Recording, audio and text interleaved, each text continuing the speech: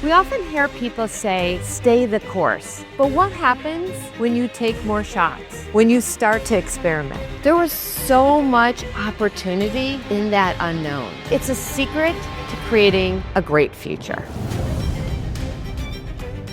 Over the last 15 years, I've had the privilege of working with more than 300 small, medium, and large organizations. And it's been actually close to 1 million people that I have surveyed. When people ask me to give a keynote speech, I can customize it in a way that no one else can, because I've done the research, because I have these insights. When I'm not on stage and when I'm not running my company, I grab my camera gear and I travel around the world. Like most successful entrepreneurs, I have failed many times. In fact, in the pursuit of even capturing a beautiful photograph of a hummingbird, I failed 10,000 times. And as I was looking at how do I capture this moment of the hummingbird, I realized that I needed to change the rules. And finally, after I had taken 10,000 shots, I got the shot, and this is it. But here's what you need to understand. This shot is about the space between who we are and who we could be. And that space can only be crossed when we're willing to fail. If you want to succeed, if you want to innovate, if you want to change things, you have to take more shots. By the end of our time here today, I'm going to leave you with the actionable ideas and strategies that you can take back to your organizations so that you can start seeing change happen. The first is making sure that everyone has a voice, and not just everyone in your organization, but the people you collaborate with. 2 is, what is your capacity for change? Is where your failure boundaries are. Finally, what I want you to leave here today is that the idea that we need to take more shots. Just do the experiment. The question isn't whether there are great ideas in your organization. The question is, are you listening? When you bring together experimentation, what can we learn, and your risk capacity, should we do this? That is where innovation happens. We're gonna do an exercise where you do 10 extreme, I would never do this in a million years, ideas for solving a problem. The more extreme, the better for this exercise. Did you guys have fun with this? Yeah. Now, what do we do with this? There's gonna be people in your organization that if you told this idea to, because you're gonna bring in everybody's voice into here, and their experiences can solve some of these. The idea is we focus in on the stuff that we always do, and instead I want you to experiment and take more shots by thinking about some new ways that never came up before. I believe that no matter what position you are, what your organization looks like, there are small and big ways that you can start taking these ideas immediately back to your organization and make change happen. Like, let's create a culture where we're no longer afraid to fail, but we've now created the Best New Mistake Award, where we're trying ideas, we're gonna call it an experiment. Let's just do the experiment.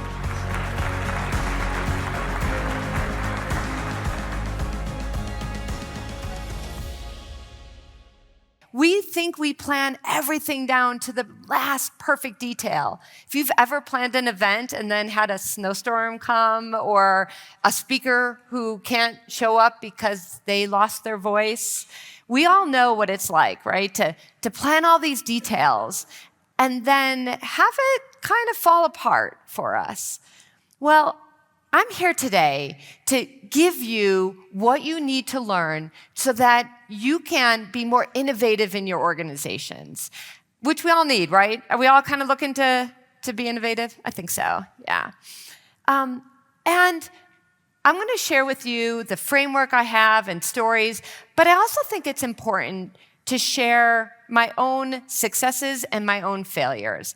And so I decided I'm going to start with one of those. When I'm not, as Sue said, when I'm not working with associations and I'm not giving keynotes, I pick up my camera and I travel around the world. And I love to photograph wildlife. And I've been everywhere. I've been to Africa and Antarctica, but I hadn't been to the Arctic. Now, photographers don't go when cruise ship goes in the perfect weather. We go when the light is perfect, when other people aren't there. And the ships that we go on or the vehicles we use, they're intended for photographers. So this is not your typical trip. I'm there in the Arctic with a National Geographic photographer and 11 other photographers. And we get on this boat, and I have everything planned. Now, first of all, I'm from Chicago, and I live in Colorado. I know cold, right? We know cold. We've been there up on the mountain on the coldest day. So I figure I got that covered. I got my gloves with the battery to keep my fingers warm. I got my jacket.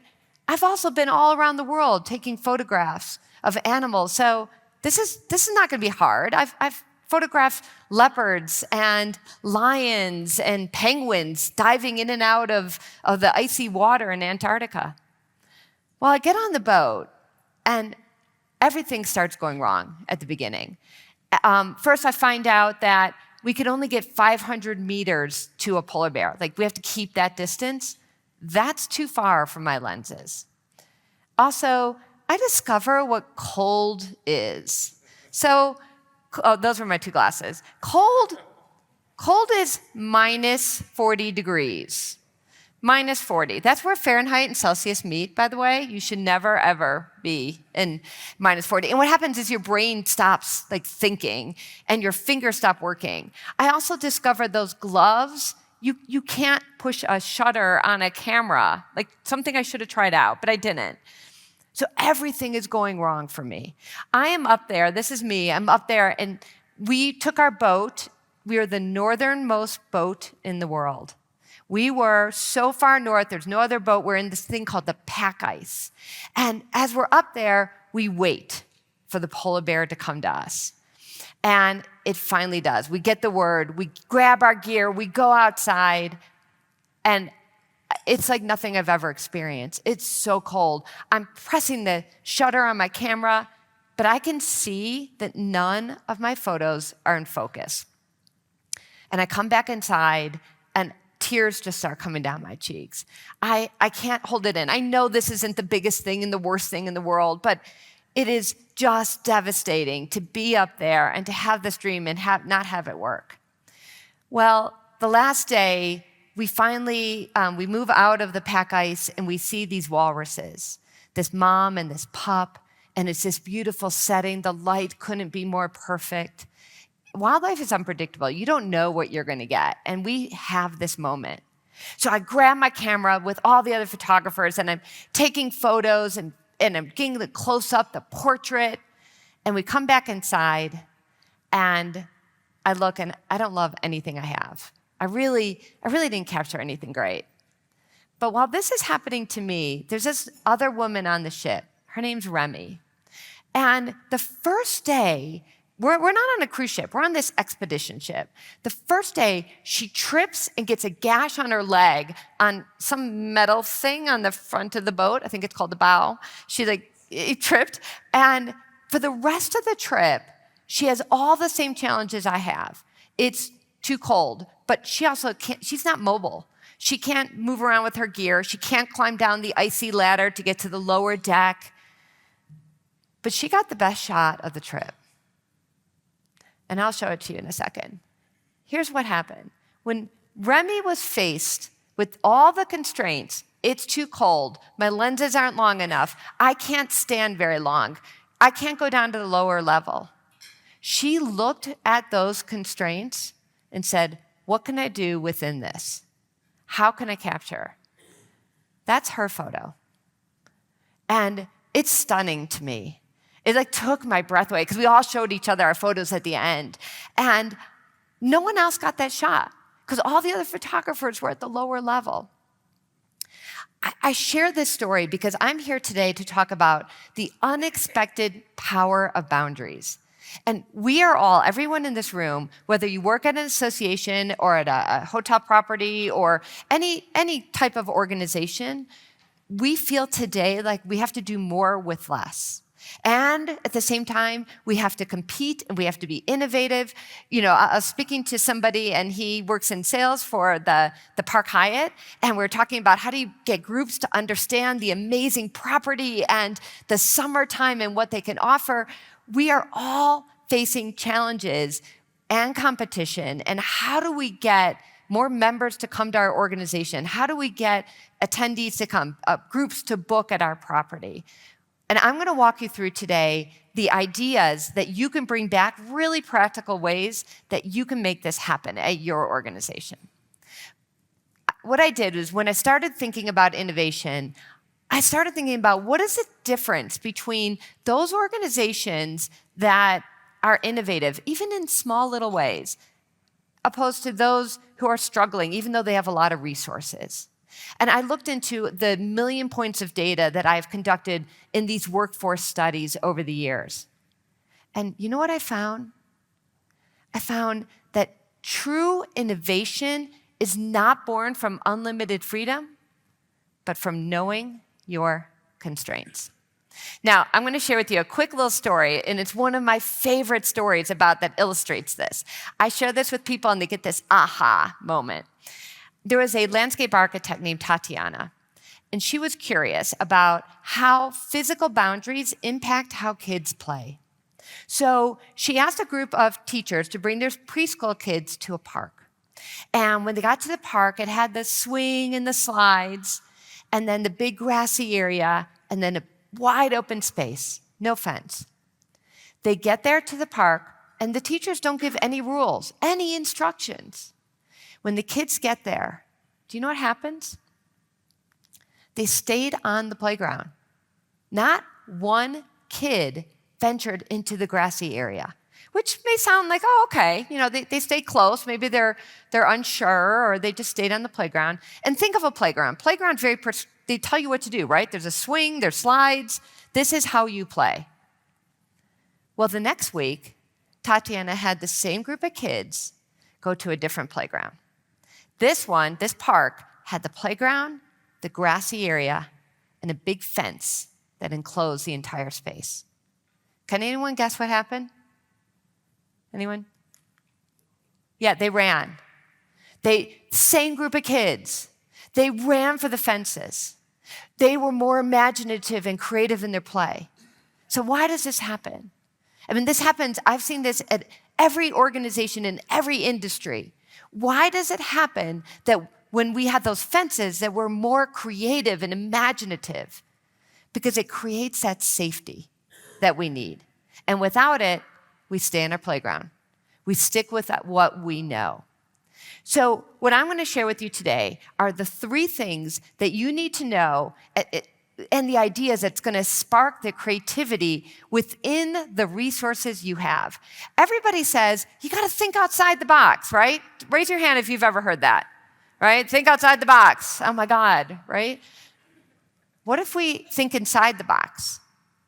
What if we started saying, where is our box? How far can we go? Would that give us the freedom to actually be more creative? Would that give our teams more freedom to do that? So the 3 things that I have found are, 1, we need to define the fences.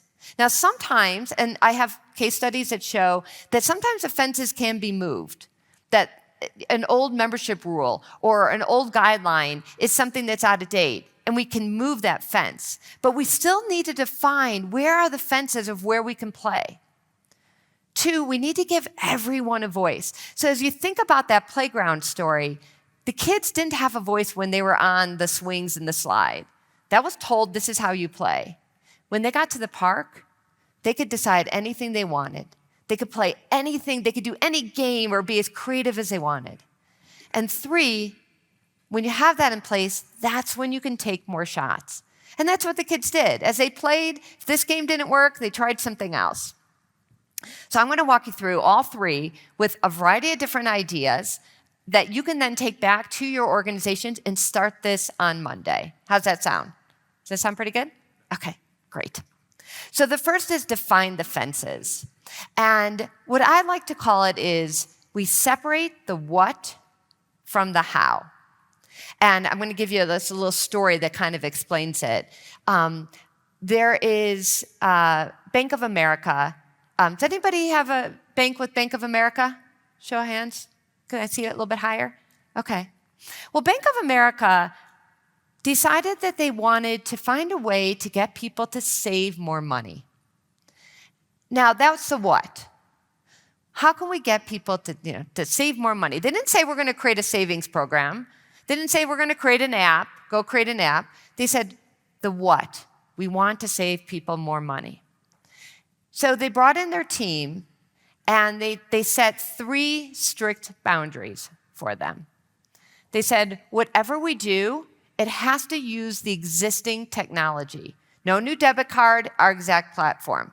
I love that, right? Because you all are not going to invest in a new technology, a new platform, anything new when you want to launch something. That makes sense. The second thing they said, and this is critical, they said, we're not going to change people's spending habits, right? Think about your members, the young professionals, the people you want to engage and come to your organization, or the groups that you want to bring to your property. Like, we're not going to change how people engage, what their habits might be, right? That was the second rule. The third was it needs to be automatic and frictionless. Now, we've heard that before, but that's critical, right? Because that is sometimes the barrier that people stop. They don't move forward with it. So they had those 3 ideas, and they went out and they talked to Bank of America customers. And one of the things that they found out was that when people spent money on their debit card, they already were rounding up to the nearest dollar of how much they spent. So they came up with the Keep the Change program. So Keep the Change means if you enroll, every time you spend on the existing debit card, Bank of America will transfer the money from the round up, the pennies, and transfer the money from the checking to the savings. It's simple. It's seamless, it's frictionless. It uses the existing technology to make this work. My colleague Nick, he's part of this program. From pennies, he has saved over $5,000. It has helped millions save money. I love this idea here. It separates the what from the how. So how do you do this back at your organizations? Again, when you are going to come up with something, define the what, but don't tell people how to play, right? Like on the playground, define the what, the action you want to happen. I want this to happen. Next, limit the constraints to less than 5. And third, meet members or customers where they are. We expect them to come to us, meet them where they are. So I'm going to show you a quick example of if I was working at an association and I wanted to think, okay, I want to recruit new members. Again, show of hands, who here works on focusing on recruitment? Do you got some people? Real high, so I could see. Is there a lot? Yeah, a number of us, right? It's ongoing. So when we do a membership campaign, and I've worked for years at associations. I've worked in membership. I wrote The Art of Membership. Right? So I get the pain you feel. You're like, okay, what is the campaign that's going to break through? So imagine if in your next campaign, you said, okay, my constraints. We have to use humor, right? You've narrowed it down. You've made it easy. It has to use humor. One channel. We are only going to use TikTok, which, by the way, that is not just for singing and dancing and right. I mean, this is a major channel that audience uses to learn about things and to connect with others. And let's throw in even a bigger challenge. We're not going to say the word benefit. Can you imagine a membership campaign where you actually don't say, here are your benefits? But what happens when you create those constraints that you have? What can you create that may finally break on through? You define the what, but not the how. You create the constraints, but then you give it to the team to say, what can we come up with? This is easier as a way to creatively to think than so many of the other, like, okay, I've got a blank piece of paper. It's that time again where I'm going to do a membership campaign. Now I've got constraints in there, and I can meet members where they are. I can create something that's going to be more effective for that. Does that make sense for that idea? All right. The second idea I have is giving everyone a voice. And I've been doing a lot of work and thinking about what is the disconnect between organizations and their members or their customers. And one thing that I have found in my research is that the people who are making decisions, it could be the board members who are pretty advanced in their career, it could be the executives, senior leaders, they're often 3 levels removed from the person that interacts with the customer or the member there. But those people who are on the front line don't always have a voice and can't share it.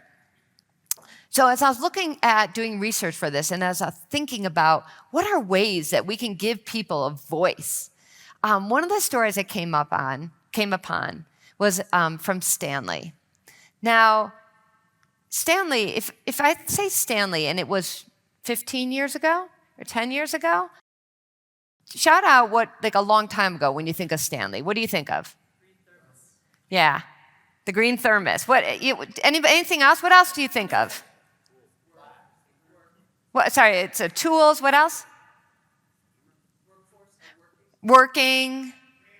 Granddad. I always, every audience, someone says that. In my case, it's my husband. He's got like 3 of these in his workshop, and he's not a granddad, but he's in that generation. That's what we think of with Stanley, right? Now, today, if I say Stanley, what do you think of? Yeah, raise it up. I see some in the room here. Yep, some quenchers. Yeah. Okay, raise your hand if you own one, real high. Okay, keep your hand up if you own 2, 3, 4, 5. So many I don't know, right? So the story behind the quencher, some people know about it, about these bloggers in Utah, but that's not the story. I'm going to tell you what the story is behind quencher and about Stanley. So Terrence Riley becomes the new CEO of Stanley. And he comes in, and it's the year 2020, and they are a $73 million annual revenue company, and they have the green thermos, that's what they're known for, and they're actually shutting down the quencher. And he comes in, and the first thing he does, and we've heard of this before, the listening tour, finding out. Well, he asks people, what's working? What's not working? But he doesn't just ask it of senior executives and of other staff. He creates this open door policy. He wants to know where ideas, people who work directly with customers or individuals or other audience segments, not just the granddads or my husband, like, where's our opportunity to expand? And this girl, Lauren Solomon, comes to him, knocks on his door, and she says, there's this group of women who have a blog in Utah, and they have been, asking us to get more of these Stanley quenchers, because whenever they put a link to it on their website, it sells out within an hour. Now, that's a very young professional on the team, Lauren, and it's a blog of some women in Utah. And Terrence listened. So Terrence said, all right, well, let's run a test. We'll send them 5,000 and see what happens. They sold out in less than an hour. Then it went to 10,000, then 50,000, eventually 5 million. They're a $750 million company in 5 years. And they credit a lot of that due to the quencher. But what I love about this story is they had to focus on an audience. And there was an opportunity. They didn't dive right in and say, let's shift everything. Because we've seen that. If you're familiar with like the JCPenney story and the guy from Apple that went there and tried to change things, he tried to change everything overnight. And it didn't work. What works about this Stanley story is that he listened to people who were at the front lines, people who would know more, and then he tested and he experimented with this. And it was tremendously successful. But here's the thing, is this wasn't his first rodeo, because before he came to Stanley, he worked at Crocs. And we know Crocs, our good Colorado brand here. And when he got to Crocs, his kids were like, Dad, Crocs? Like, nobody wears Crocs. That's like for gardeners or, healthcare professionals. And again, an intern came to him and said, I saw Post Malone on Instagram wearing Crocs and talking about it, not ironically, actually. Like, he actually loves them. Maybe there's an opportunity here. Again, what Terrence is doing is he is looking for opportunities, but he's listening to the voices of people who are not in that inner circle, who are closer to the customer, to the member. That's where those ideas can come from.